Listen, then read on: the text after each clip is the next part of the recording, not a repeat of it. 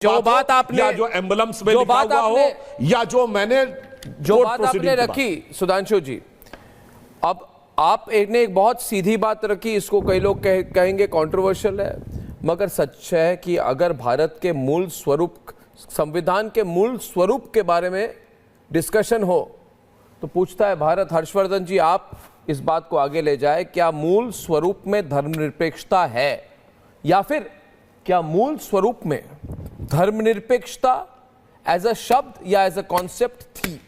क्योंकि सुधांशु त्रिवेदी कह रहे हैं कि जो देश धर्मनिरपेक्ष है उसमें कोई माइनॉरिटी नहीं है, सब समान है। अब पाकिस्तान धर्मनिरपेक्ष नहीं है फराज जी, वहां पे हिंदू जो है वो अल्पसंख्यक हैं, मगर पूछता है भारत में आज सुधांशु त्रिवेदी ने ऐसी बात रखी है जिस पर डिबेट हो कि अगर भारत धर्मनिरपेक्ष है तो इसमें कोई बहुसंख्यक और कोई अल्पसंख्यक नहीं हो सकता। हर्षवर्धन जी नहीं यार, मुझे सबसे पहले तो ये लगता है कि इस देश को फ्रॉड सेकुलरिज्म से जब तक मुक्ति नहीं मिलेगी ना, इस देश के जो गुलाम मानसिकता के लोग हैं वो इस देश को आगे नहीं जाने देंगे। कितना शर्मसार करने वाला है कि राष्ट्रीय स्वयंसेवक संघ के सर कार्यवाह दत्तात्रेय होसवाले जो ऋषि पुरुष हैं, संत पुरुष हैं, उनके ऊपर क्या किया, वही तानाशाही गुलाम मानसिकता के कांग्रेस के पत्रकार ने उनके नाम को बिगाड़ने की कोशिश की। उनके ऊपर तो कोई फर्क नहीं पड़ेगा, वो तो 3-3 प्रतिबंध के बावजूद राष्ट्रीय स्वयंसेवक संघ 100 वर्ष का हो गया, फलता फूलता बड़ा हो गया। एक परिवार में कांग्रेस समाप्त हो गई।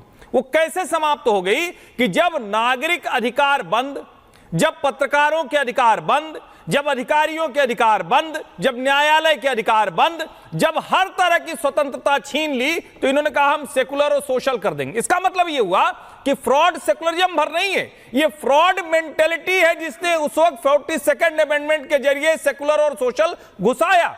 दूसरा, क्या सेकुलरिज्म का कॉन्सेप्ट हमारा कॉन्सेप्ट है? ये तो यूरोप से आया हुआ कॉन्सेप्ट है। हमारे यहां क्या कोई बाइबल की या किसी धर्म ग्रंथ की या किसी रिलीजियस स्ट्रक्चर की कोई शपथ लेता है क्या?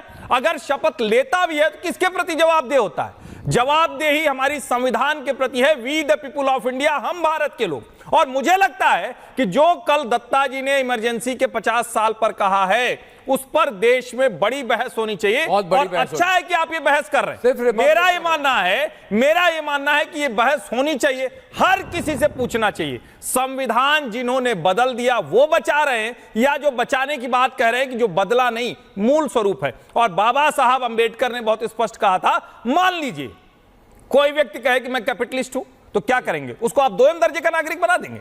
क्या सोशलिज्म के अलावा और कोई इज्म यहां नहीं चलेगा? जब हम देश की बात करते हैं तो हमारी हजारों वर्षों की सभ्यता है, वो संस्कृति है, उसको आप एक सेकुलरिज्म से कह रहे हैं, उसको आप एक सोशलिज्म से कह रहे हैं। इतने सालों से ये समाजवाद की बात करते हैं, 1980 के दशक तक भारत की रेट ऑफ इकोनॉमिक ग्रोथ 4% की, और जब नीचे जाए तो कहेंगे नीचे गई तो ये कहते थे फराज जी ये मुस्लिम रेट ऑफ ग्रोथ नहीं करते, हिंदू ग्रोथ, ये कहते हैं हिंदू रेट ऑफ ग्रोथ है, हिंदू रेट ऑफ ग्रोथ कहते हैं। यही फ्रॉड सेकुलरिज्म, ये फ्रॉड सेकुलरिज्म। कोई कहा मुस्लिम रेट ऑफ ग्रोथ या क्रिश्चियन रेट ऑफ ग्रोथ? नहीं, हिंदू रेट ऑफ ग्रोथ। और जब बढ़ती है तो क्या कहेंगे?